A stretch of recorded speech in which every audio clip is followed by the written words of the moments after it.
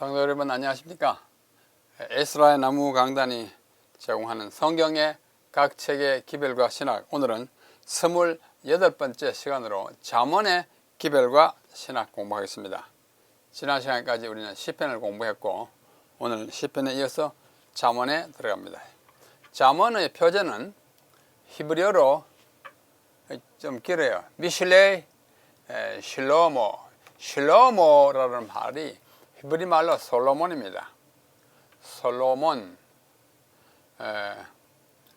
원래는 실로모인데 n이 붙은 것은 이제 다른 언어로 그 말이 번역이 될 때 n이 붙는 경우가 참 많습니다.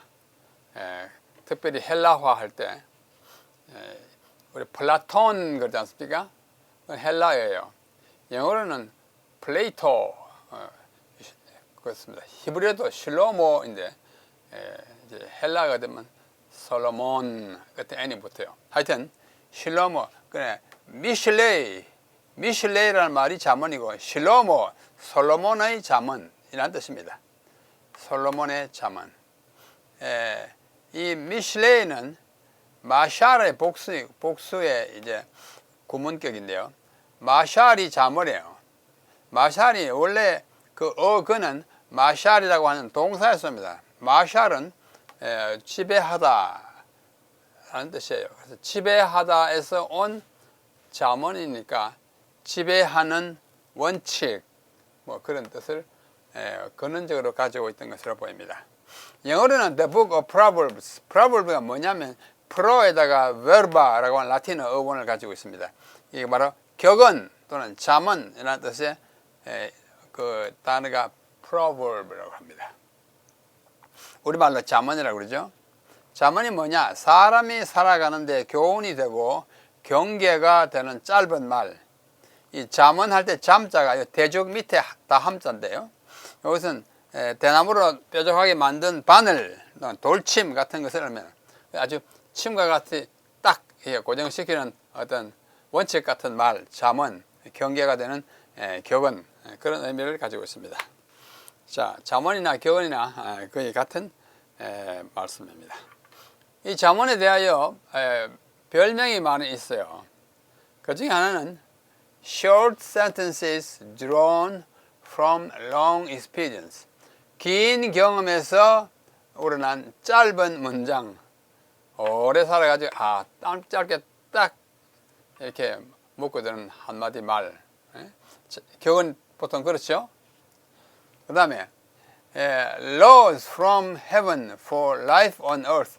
지상에서의 삶을 위한 하늘에서 온 법칙.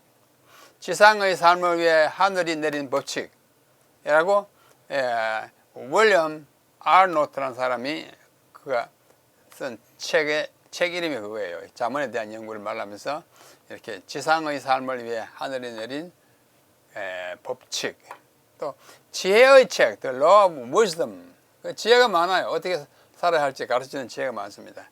경구집, 경구는 어떤 경계가 되는 그 구절들을 모은 책이겠죠. The Book of Saying, Saying이라는 말이 경구라는 뜻입니다. 또는 맥심도 같은 뜻이죠. 또 어떤 사람은 생활지혜서, 또는 인생교훈서 뭐 등등으로 그 별명을 붙이기도 합니다. 잠언의 성격을 말해주는 여러 표현이라고 생각합니다. 그러면 이 잠언을 누가 썼는가? 1장부터 24장까지는 솔로몬이 썼습니다. 1장 1절에 10장 1절에 보면 솔로몬이 잠언이라고 쭉 이야기하고 있어요. 그 다음부터 25장부터 29장의 원저자는 솔로몬이고 히스기야의 신하들이 수집했어요. 25장 10절에 보면 히스기야 신하들이 이것을 솔로몬의 잠언인데 수집을 했다 이렇게 말하고 있습니다. 그러므로 뭐 1장부터 29장까지는 다 솔로몬이 한 그런 경구 같은 말씀이에요. 그 다음에 제30장의 저자는 아굴이라고 합니다. 아굴이 누군지는 잘 몰라요. 아굴의 경구 같은 구절을 담고 있습니다. 그 다음에 31장의 저자는 마지막 장이에요. 잠언 31장. 그 르무엘 왕이라고 그렇습니다. 그 르무엘이라고 하는 왕이 그의 어머니의 훈계를 받아 기록했다고 그렇게 되어 있어요. 그러면 이 르무엘 왕이 누군가? 사람들은 아라비아의 어떤 왕자인가? 아니면 앞에 있는 다른 잠언들이 솔로몬의 말씀이니까 솔로몬의 또 다른 이름, 별명인가? 또 그의 어머니의 훈계를 받았으니까 이 솔로몬이 그의 어머니 바세바의 권면을 받은 것인가? 이게 추측하지만 결정적으로 확인할 수는 없습니다. 하여튼 르무엘 왕의 기록이라고 되어 있습니다. 여성들의 아름다운 여성들에 대한 그 잠언이죠. 이 책 잠언은 원래 24장으로 끝난 것인데 후에 히스기야의 신하들, 그 신하가 이사야 일지, 미가 일지, 성경에 나온 선지자들 일지, 그 시대 사람이니까 하여튼 히스기야의 신하들이 25장부터 29장에 있는 솔로몬의 잠언들을 추가로 수집하여 정보한 것입니다. 30장은 아구리, 31장은 르무엘 이렇게 기록되어 있습니다. 그러면 종합적으로 말하면 1장부터 29장까지는 솔로몬의 것이고 나머지 2장은 다른 사람의 잠언일 것이다 이렇게 말할 수 있습니다. 그러면 이것이 기록되던 당시에 그 역사적인 배경은 어떤가 한번 보십시다. 기록 연대는 아마도 950년에서 700년 경으로 보입니다. 950년이 왜 950년인고 하니 솔로몬이 말한 잠언들이니까 솔로몬이 한창 말씀을 많이 할 수 있는 그런 환경일 때, 그게 아마 그의 치세의 한 중간쯤 됐을 때, 700년은 히스기야 왕 시대입니다. 잠언 1장으로 24장은 솔로몬이 쓰거나 편집한 것이 확실하므로 기록 시기는 그의 치세의 중간점인 950년이 경으로 되는 것이 합당하고 25장으로 31장은 725년에서 700년 이 히스기야 시대 또는 그 이후일 것으로 봅니다. 그러므로 950년 솔로몬으로부터 700년 히스기야까지 그 시대에 잠언이 다 기록되고 편집되었다고 보입니다.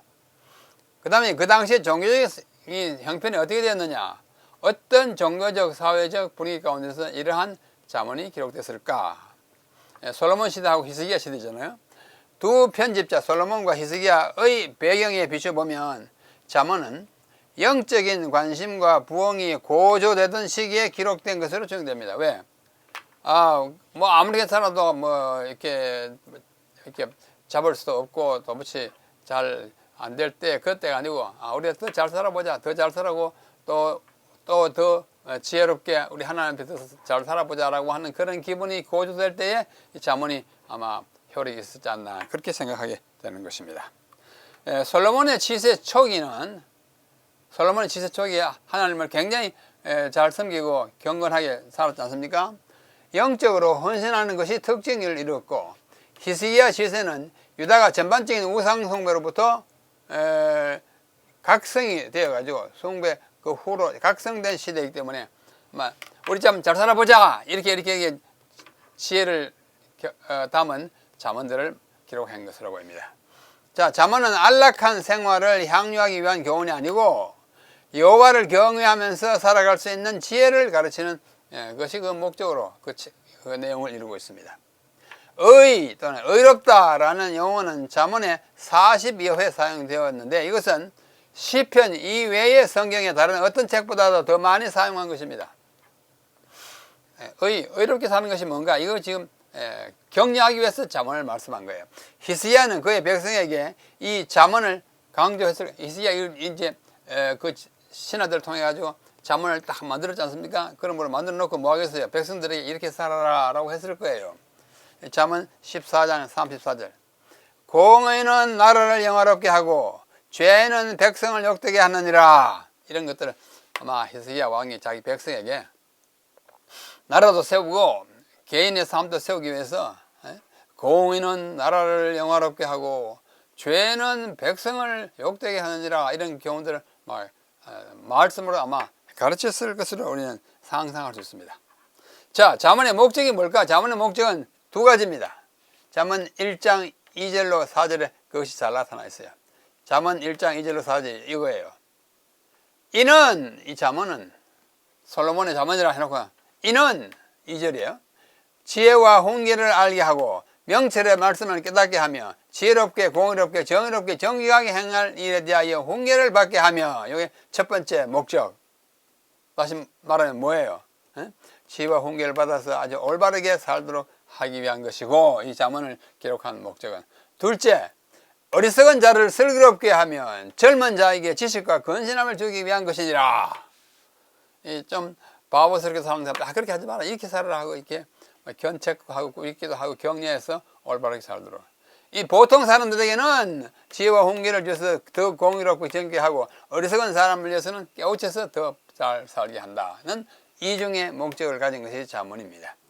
사람을 지혜롭게 하여 의롭고 정직하고 아름답게 살아가도록 돕고, 요 첫 번째 부분이요. 두 번째는 어리석은 사람을 지혜롭게 하여 저열한衝動에 따라가 살지 말고 이성과 법에 맞게 살도록 돕는 것. 이 두 가지 목적을 가지고 잠언이 기록됐다고 잠언 초반에 1장 1절 바로 다음 2절로 4절에 말씀하고 있습니다. 31개 장으로 되어 있는 잠언은 다음과 같은 중심 사상과 주제와 그 개요를 볼 수 있습니다. 첫째, 그 총 주제가 뭐냐? 인격 성장에 있어서 지혜와 경건의 연습이 주는 크나큰 유익을 말하고자 하는 것이 잠언입니다. 뭐 하면 있어서 인격 성장, 인격이 성장, 여기에는 많은 것이 수반됩니다. 지식적, 도덕적, 또 지혜, 그죠? 그것이 성장하도록 돕는 것이에요. 그래서 1장으로부터 9장까지는 솔로몬이 소개하는 지혜, 소개한다는 말은 이제 도입하는, 처음으로 말하는 지혜의 그 내용이 뭔지를 쭉 이야기해요. 1장부터 9장까지. 1장 1절로 4절은 지혜의 목적에 관한 서원, 아까 봤죠? 목적 1장 1절로 4절에, 2절로 4절에는 그런 거예요. 그 다음에 참된 지혜의 대원칙이 뭔지는 5절로 33절. 참된 지혜의 힘이 2장과 3장. 참된 지혜의 실제적 유익 4장으로부터 7장. 그 다음에 마지막 8장 9장은 의인화된 지혜와 우매. 지혜를 의인화해야, 지혜가 뭐 사람처럼 막 말을 합니다. 지혜가 어떤 행동을 합니다. 그렇게 표현되어 있어요. 지혜가 굉장한 뭐랄까 동력을 가지고, 어떤 능력을 가지고, 뭐 어떤 생명체를 존재하게 하는 그런 힘 같은 그런 것으로 이 8장과 9장에 잘 나타나 있습니다. 그 다음에 이어지는 10장으로 24장까지는 솔로몬이 가르치는 지혜예요. 이거는 소개하는 것이 가르치는 지혜입니다. 인격 성장의 지혜자와 우매자의 대조로 10장으로부터 15장까지. 지혜로운 사람은 이렇게 하고 우매한 자는 이렇게 한다. 대조를 쭉 하고 있습니다. 그 사이 내용을 좀 더 자세히 살펴보면 10장은 의로운 삶의 유익에 대하여, 11장은 의인의 활동에 대하여, 12장은 의인의 태도, 13장은 의의 적용, 14장은 우매자들의 불합리성, 그 다음에 15장은 의에 대한 여호와의 관심, 쭉 이야기하고 있어요. 의로운 삶이 의가 얼마나 중요하고 또 좋은 것인지를 우리에게 말해주는 것입니다. 그 다음에 이어지는 16장으로부터 22장까지는 인격 성장을 위한 건설적인 원칙들을 쭉 소개합니다. 16장 여호와를 일생의 인도자로 신뢰하라. 17장 하나님의 지혜를 통해 만족을 찾아라. 18, 19장은 참된 친구를 만드는 습관을 기르라. 20장, 21장은 삶에서 정의의 중요성을 강조하는 것입니다. 22, 성품 건설의 책임을 인식하라. 지혜롭게 살아야 합니다. 우리가 다 살아나고 뭐 정말로 건질 것이 없고 망해버리면 참 어리석게 지혜 없이 사는 것이 되기 때문입니다.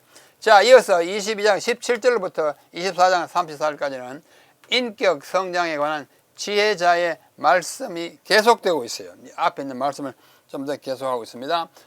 첫째, 지혜자는 명령이 아니라 훈계로 배운다. 22장 17절 19절. 23장은 지혜자는 어떻게 하나 열정이 아니라 원칙으로 산다. 24장은 지혜자는 세상을 고양시키고 인도한다. 세상을 막가게 하지 않고 올려요. 영적으로, 도덕적으로, 지식적으로, 지혜상으로 사람들을 격려해서 옳은 방향으로 올라가게 하는, 상승하게 하는 것이 지혜자의 일이다 그래요. 자, 그 다음에 25장으로 29장까지 6장은 25, 6, 7, 8, 9, 5장이죠. 체현된 지혜, 지혜가 체현됩니다. 체현된다는 말은 마치 의인화돼 어떤 실체화, 구체화되는 것을 말합니다.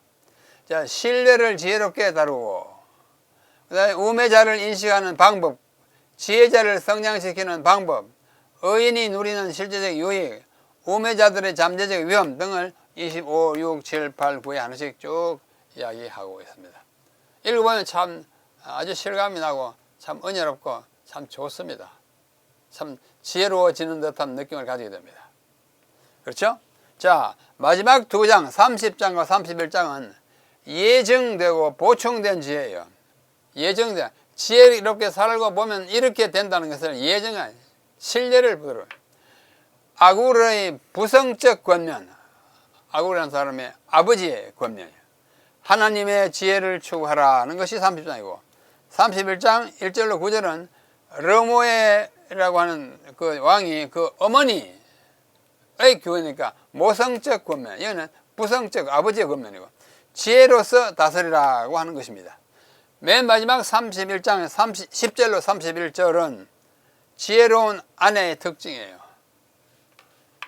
우리가 아무리 지혜에 대해서 말하더라도 실제로 지혜를 가진 남자 또는 여자, 아버지 또는 어머니 뭐 이런 어떤 개체가 어떤 존재로 나타나는지를 실제적으로 보여주지 않으면 그 지혜가 아주 애매하고 막연하게 될 것입니다. 그래서 지혜로운 아내의 특징을 쭉 이야기합니다. 어떤 이러한 여자가 진짜 지혜로운 여자이다 합니다. 자, 다음은 잠언의 특징과 기여. 잠언은 시편과 대조를 이룹니다. 시편은 확실하게 하나님에 대한 인간의 예배와 관계를 다루는 책. 그렇죠? 찬양하고 기도하고 하는 게 토로하고 하는 게 하나님께 대한 인간의 예배와 관계를 다루는 책이라면 그 책에 이어지는 잠언은 인간에 대한 인간의 행위와 관계를 다뤄요. 너 이렇게 살아라, 이렇게 살아라, 이렇게 살아라, 이렇게 지혜롭게 살아라. 하나님께 대한 예배이고 이건 인간에 대한 뭐예요? 예절과 지혜로운 태도와 화목한 것과 다 이 지혜가 우리에게 가르쳐주는 그런 인간 행위의 관계를 다루고 있습니다. 반대죠. 시편은 하나님을 향하여 말하는 책이고 잠언은 인간의 자녀들을 향하여 말하는 책입니다. 아주 다르죠. 잠언은 의로운 삶에 대한 성경적 원칙들을 적용하는 구약의 윤리책입니다. 그것은 지혜롭고자 하는 사람들에게 그들의 행위가 율법에 있는 하나님의 기록된 말씀과 그분의 영적인 말씀의 지도를 받아야 함을 가르치고 있습니다. 지혜의 근원이 근본이 어디냐? 여호와께 있다. 그분에게 가르침을 받는 것이 지혜롭고 영원히 사는 삶이다. 그래서 이렇게 성경의 순서에 있는 대로 시편으로부터 잠언으로 진전하는 것은 시편 다음에 잠언이잖아요. 뭐 히브리어 성경에도 시편 다음에 잠언이 있어요. 우리도 잠언 이게 시편이 먼저. 그러니까 잠언을 진전하는 것은 경건한 삶의 올바른 순서를 잘 보여줍니다. 경건한 삶은 먼저 뭐예요? 하나님께 예배하고 그다음에 인간을 향하여 지혜롭게 사는 거예요. 그게 올바른 순서입니다. 다시 말해서 하나님과의 올바른 관계가 언제나 먼저이고 인간과의 올바른 관계는 언제나 그 다음이라는 사실을 말해줍니다. 시편과 잠언 이 두 책은 서로에게 필수적인 것입니다. 시편이 있어야 잠언이 있고 잠언이 있어야 시편이 있는 그 결과를 획득할 수 있는 것입니다. 참 좋은 말씀이죠. 둘째, 지혜의 종류를 우리 이 잠언이 말해주고 있어요. 지혜는 여러 형태를 가지고 있는데 잠언은 지혜를 나타내는 일에서 세 가지 용어를 사용하고 있습니다. 이 셋은 서로 연관되어 있지만 또 구별되는 측면도 있습니다. 그 세 단어가 뭐냐? 지혜를 가리키는 첫 번째 단어는 호크마예요. 호크마. 호크마. 가장 보편적으로 쓰이는 지혜라는 히브리어입니다. 47회 사용되었어요. 이 용어는 선과 악, 옳음과 그름 사이에 도덕적 분별력에 관한 것입니다. 참된 지혜가 있으면 옳고 그런 거 분별해야 돼요. 그죠? 그것은 또한 사업 관계의 세속적인 사례에도 적용됩니다. 우리 다른 사람들과 무슨 사업상 거래를 할 때 지혜롭게 하는 것이 있어요. 뭐 상대방을 어떻게 우려먹는 것 그런 지혜가 아니라 아주 지혜롭게 그 사람에게도 유익하고 나에게도 유익하고 정직하고 올바르게 하는 그런 지혜입니다. 자, 이런 호크마가 있고 둘째는 명철이라고 번역된 비나가 있어요. 비나. 명철로 번역, 영어로 understanding이라고 번역됐습니다. 여러 형태로 이 비나가 53회 사용됐어요. 53회 많이 사용됐습니다. 이것은 진리와 오류 또는 실제와 허위를 분간하는 지적 능력을 의미합니다. 이거 앞에 호흡하고 좀 다르죠? 호흡은 좀 더 영적인 거. 이거는 뭐야? 좀 더 실제적으로 어떻게요? 지적으로 뭘 명철, 영어로 understand, 깨닫는 그런 능력을 말할 때 명철이라고 말합니다. 이것은 또한 지속적으로 가치 있는 것과 일시적으로 매력적인 것, 객관적으로 인지할 수 있는 능력. 야, 그래 살면 안 돼. 그거 좀 바보같이 사는 거야. 이게 옳은 것과 그런 것을 판단해서 내가 어떻게 바로 사는 그 방법을 깨닫는, 인지할 수 있는 능력을 명철하다 그럽니다. 셋째는 완전한 지혜로 번역된 투시야라는 단어가 있어요. 좀 어려운 말이죠. 투시야.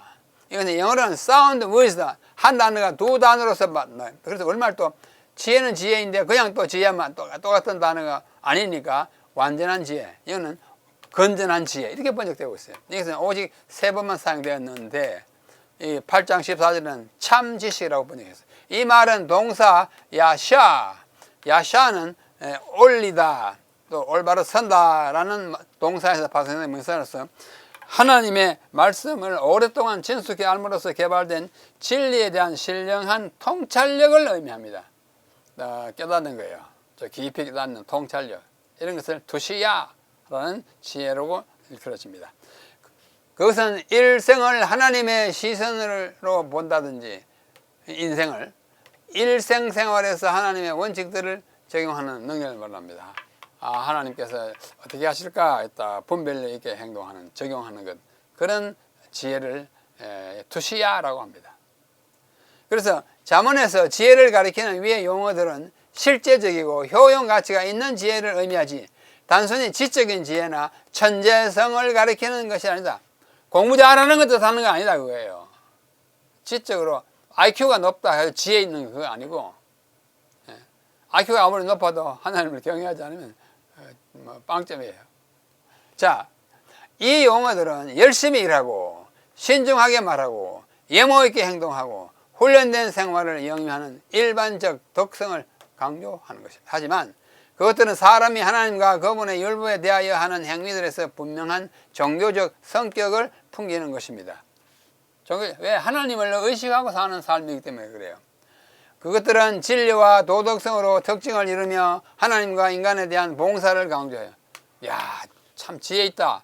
다른 사람이 아무런 영향을 끼치지 않으면 그건 올바른 지혜가 아니에요. 그거 참 지혜가 많다.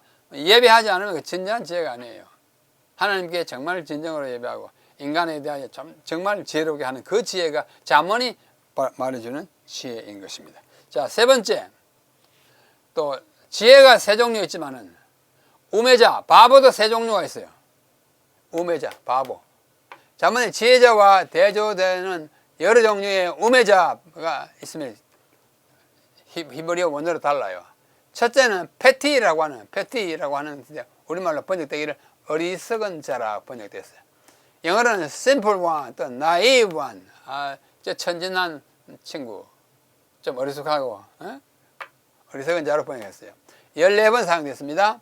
이런 사람은 순진하고 천진난만하여 속아 넘어가기 쉽고 좀 바보 같고 이해력이 부족하고 그는 도덕적으로 천진해서 뭐 남에게 해를 끼치지 않지만 야바이꾼들의 먹잇감이 되기 쉽습니다. 좀 바보예요.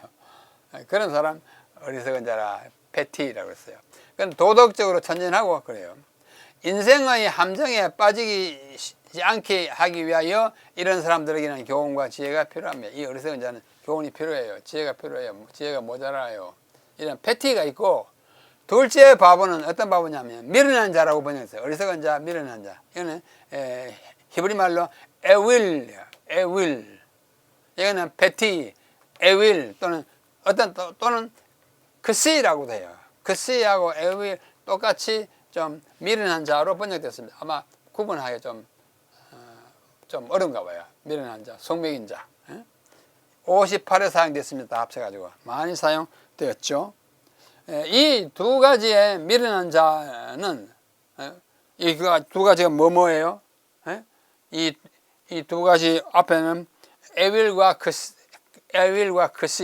이 두 가지 거의 같은데요. 미련한 자는 진리를 거절하는 자들이고 지혜를 경멸하고 지식을 미워하며 악을 행하는 것을 낙으로 삽니다.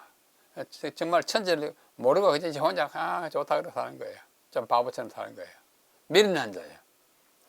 세 번째는 거만한 자입니다. 히브리 말 리츠라고 그래요. 리츠. 거만한 자. 영어로는 주로 scorner, scoffer, 비웃는 자, 남을 아주 뭐랄까요, 좀 능멸하는 자, 그런 자를 가리킬 때 쓰는 말이 리츠예요. 이 사람은 의를 비웃고, 옳게 사는데, 헤이, 바보같이 뭐 저래 살아, 이렇게 하는 거예요.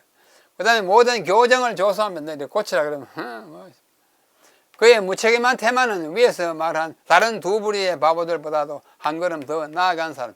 앞에는 좀 어리석하고 하지만 이건 뭐야? 막 지혜를 아주 무시하고 막 하는 적극적인 바보예요. 이 세 부류의 바보들은 1장 22절에 모두 언급되었으며 바보 지서의 세 국면을 잘 나타내고 있습니다.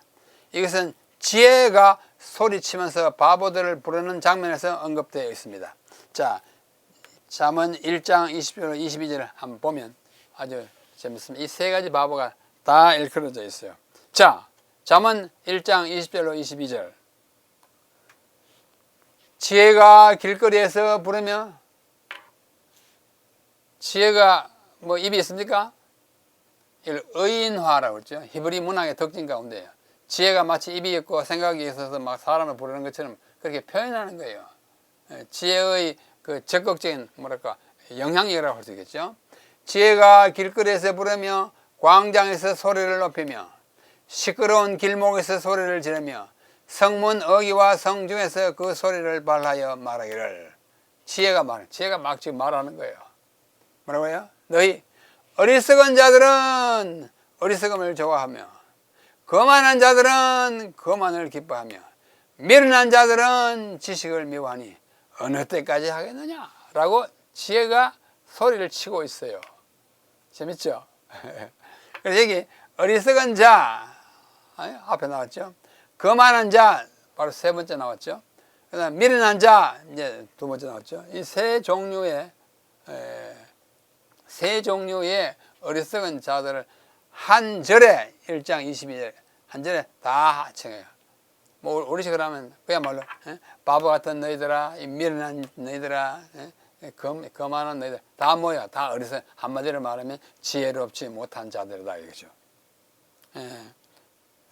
한꺼번에 다 불렀습니다. 자, 네 번째 그 특징과 기여는 잠언에 영혼을 위하여 경건한 인격을 형성하는 것입니다.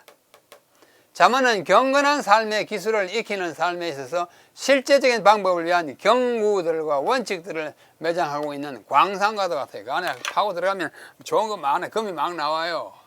무슨 금이에요? 경건한 삶의 기술을 익혀주는 금이에요.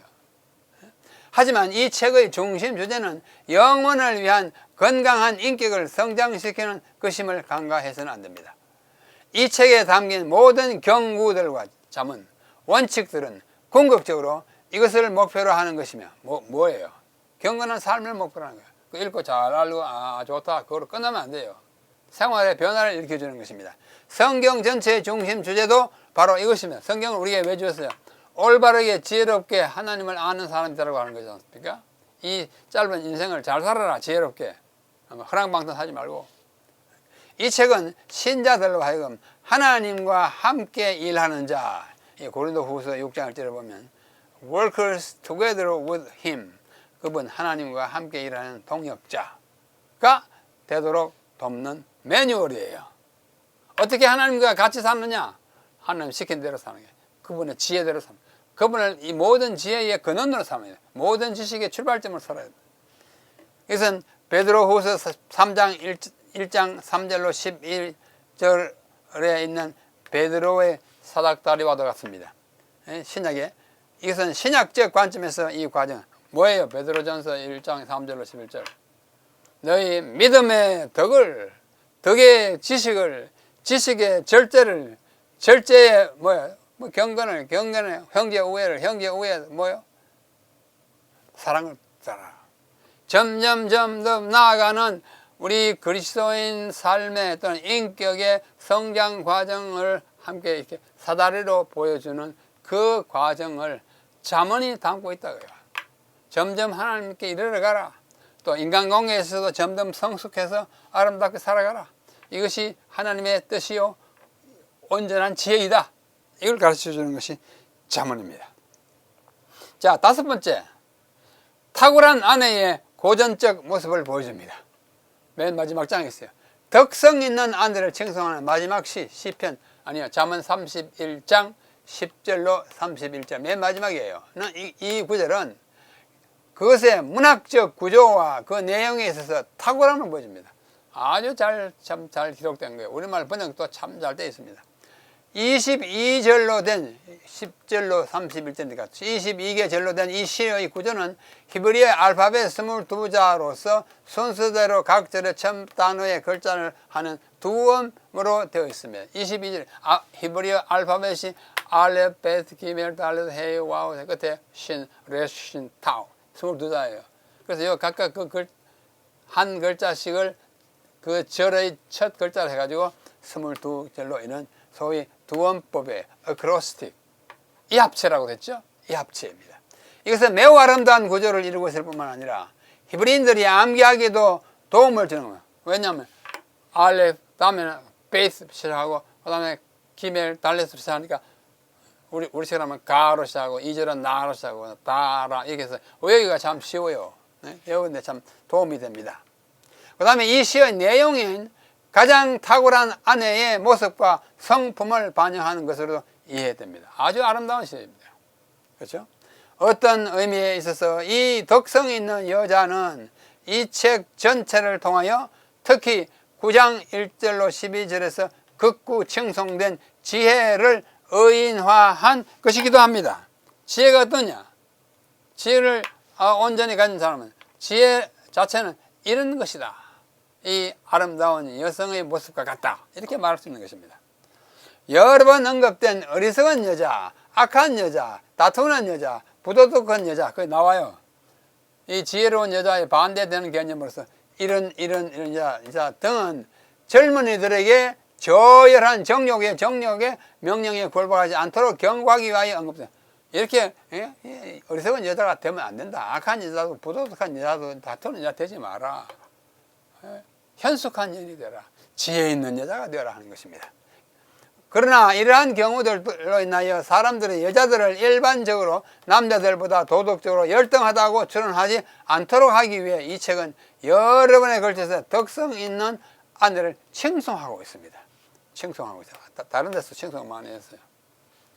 그런 남자와 여자는 똑같이 하나님의 형상으로 지음을 받은 사람인데 그 기능이 달라요. 역할이 달랐어요. 그래서 남성이 늘 우월한 그런 사상을 가지고 있는데 그것은 하나님의 뜻에는 그렇게 부합하지 않습니다. 기능상으로 다를 뿐이지 우열은 아닌 것이에요. 이 책의 편집자는 무슨 책? 잠언. 자신의 생애와 가정을 지혜의 원칙으로 영위해 온 한 현모양처의 고귀한 모습을 지혜에 관한 교훈을 담은 이 책의 왕관의 자리에 놓았다. 맨 끝에다 딱 클라이맥스에다 딱 갖다 놨어요. 현숙한 여인의 이야기를 31장 10절로 마지막 31절까지 딱 갖다 놨어요. 그리고 끝이에요. 현모양처의 고귀한 모습에 가지고 지혜에 관한 이 이야기의 멸관으로 삼은 것입니다. 그녀는 여호와를 경외하는 마음으로 남편과 가정에게 행복을 가져주고 이렇게 함으로써 이 책 전체의 주제인 여호와를 경외하는 것이 지식의 근본이요 지혜의 근본이라는 사실을 확인시켜 줍니다. 이 지혜는 단지 지적인 것이 아니라 다시 한번 거듭 강조합니다. 특별히 가정에 적용되는 실제적인 지혜임을 강조합니다. 자, 여섯 번째, 일반적 원칙으로서의 잠언도 있습니다. 이 책에 담긴 격언들은 일반적인 원칙들로서 주어진 것이지 기계적으로 인과관계의 공식들로 주어진 것이 아니에요. 너 여호와를 경외하면 너는 뭐 복을 받는다. 항상 복을 받는 건 아니잖아요. 그 대원칙이에요. 그렇죠? 그래서 그 인과관계의 공식으로 주어진 것이 아닙니다. 잠언들은 우매, 곧 어리석은 우매가 일반적으로 무엇을 초래하며 일반적으로 또 인생에게 지혜와 의의가 일반적으로 무슨 상급을 갖다 주는지를 말해줍니다. 일반적 원칙이에요. 그렇죠? 하나님께서 우리의 모든 삶의 결과에 하나님의 뜻에 따라서 축복하시기도 하고 그 결과를 주시기도 합니다. 우리가 생각하는 대로 째깍째깍 하는 것은 아니에요.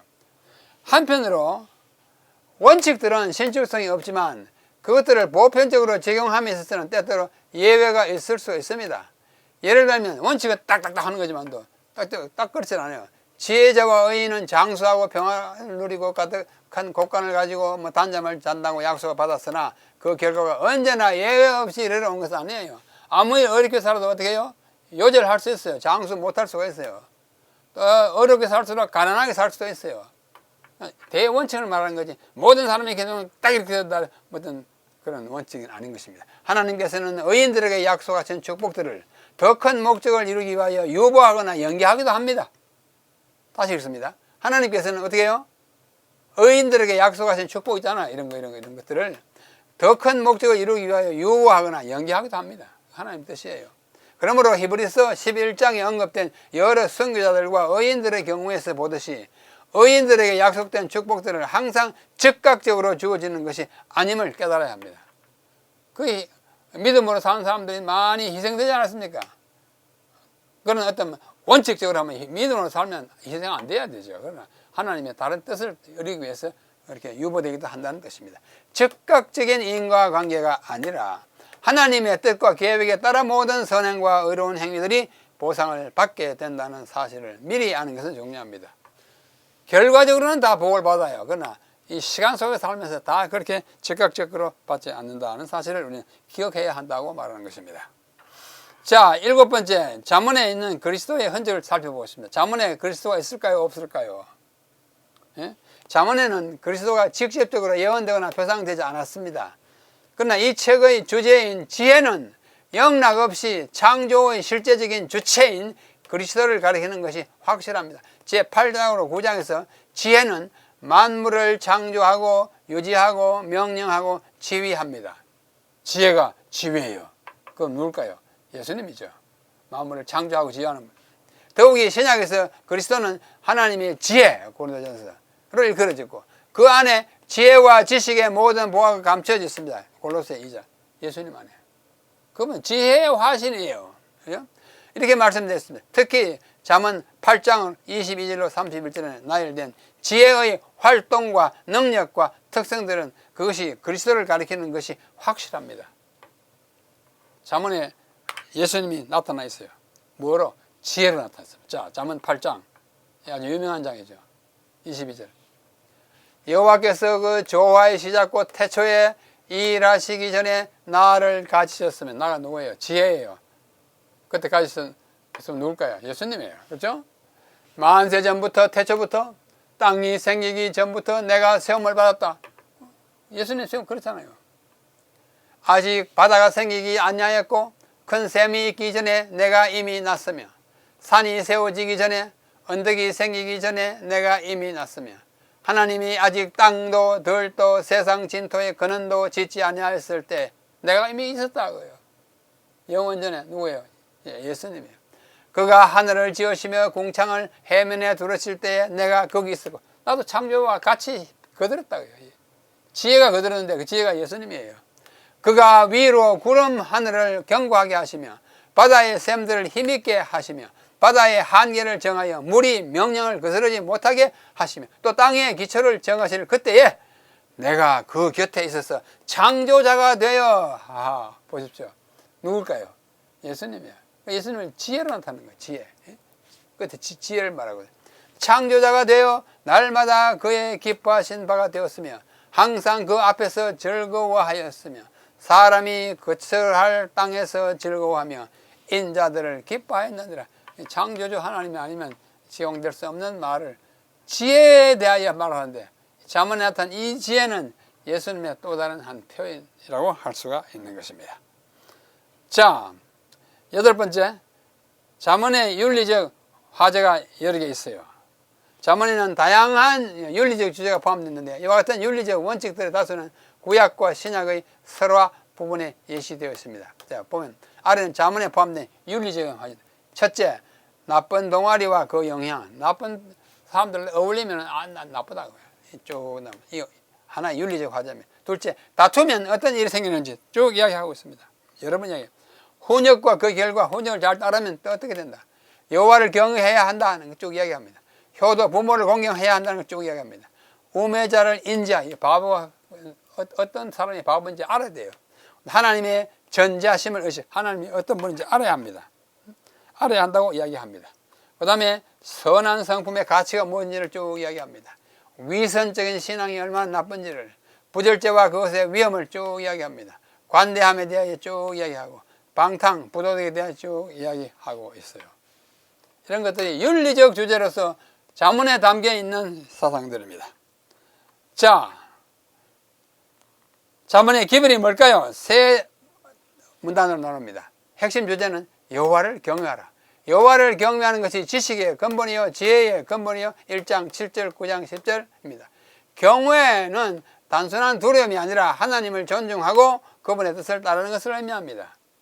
경외 있는 거 아니에요. 경외하고 하나님께 적극적으로 나아가는 것입니다. 둘째, 지혜로운 삶을 살아라. 여호와를 경외하라. 지혜로운 삶을 살아라. 그 기별이에요. 잠언은 철학적 또는 종교적 이상만이 아니라 실생활에 적용할 수 있는 윤리적 지침을 제공합니다. 인간관계, 언어, 습관, 금연과 나태, 정직과 부정직, 돈과 권력, 자녀, 교육 등에 관한 실천적 지침들이 들어있어요. 지혜로운 삶을 살아라. 허랑방탕하지 마라. 나쁜 친구 사귀지 마라. 허풍치고 돌아다니지 마라. 부들지 하지 마라. 셋째, 의인과 악인을 잘 비교하여 선택해서 의인이 되라. 의인은 생명을 얻고 악인은 멸망에 이른다는 사실을 바로 보고 기억하라 하는 이 여호와를 경외하고 지혜로운 삶을 살고 의인과 악인을 잘 선택하라 하는 것이 잠언의 기본입니다. 자, 마지막으로 잠언의 신학. 창조자 하나님은 질서와 정의의 하나님이다. 아무렇게 하는 하나님 아니에요. 잠언은 세상이 하나님의 창조 질서에 따라 운영되고 있음을 가르칩니다. 인간이 그 질서에 순응하면 평안과 복을 누리고 거역하면 파멸을 초래한다는 것이 잠언이 가르치는 원칙이에요. 잠언의 원칙이잖아요. 둘째, 창조자 하나님은 종교적 영역뿐만 아니라 일상의 도덕, 언어, 행동, 사업, 가정사까지도 관여하시는 분이에요. 하나님은 성경 되고 뭐 세상에서 아무게 살아도 그게 아니에요. 마음의 경영은 사람에게 있어도 말의 응답은 여호와께 있느니라. 자, 하나님을 섬기면서 그의 뜻을 물어가며 살아라. 사람의 마음에는 많은 계획이 있어도 오직 여호와의 뜻만이 완전히 서리라. 여호와의 뜻이 얼마나 소중한 사실을 우리에게 보여줍니다. 자, 셋째, 지혜의 근원은 하나님이므로 그분을 떠나서는 참된 지혜를 얻을 수 없다. 이 신학입니다. 일어난 지혜는 인간의 노력만으로는 얻을 수 없습니다. 지혜는 하나님의 선물이에요. 2장 6절, 대저 여호와는 지혜를 주시며 지식과 명철을 그 입에서 내시며. 근원이, 지혜와 지식의 근원이 여호와 하나님이에요. 지혜를 구하는 자에게 하나님은 아낌없이 주십니다. 마지막으로 결론, 신학의 결론. 잠언은 단순한 교훈집이 아니라 하나님을 경외함으로 시작하는 삶의 신학이에요. 이렇게 살아라. 지혜롭게 살아라. 한마디로 말해서 바보처럼 살지 말아라. 그것은 하나님과의 관계 속에서 지혜롭고 정의롭고 이렇게 살아가기를 권고하고 또 촉구하는 믿음과 실천의 길라잡이입니다. 이것이 잠언이 우리에게 가르치는 궁극적 신학입니다. 자, 이상으로서 우리는 오늘 잠언의 기별과 신학 함께 공부했습니다. 잠언에 정말 금과 옥조 참 가득 차 있습니다. 한 절 한 절 우리가 음미할 때 이것이 내 삶의 기준이 되고 문자 그대로 격언이 되어서 그 규범을 지키고 그 안에서 살아갈 때 위로 하나님을 우러러 우리가 늘 부끄러움 없이 경외하면서 살아가고 또 우리 옆으로는 동료 인간들에게 뭐 부모든지 친구든지 자녀든지 또 모든 인간들에게 우리가 취해야 할 태도, 베풀어야 할 언어와 행동과 생각을 정말 규범 있게 살아가는 동안 이 땅에서 주님의 백성으로의 삶이 아름답고 정말 향기로운 그런 인생이 되게 하기를 간절히 바랍니다. 다음 시간에 또 다른 책을 여러분과 함께 공부하겠습니다. 안녕히 계십시오.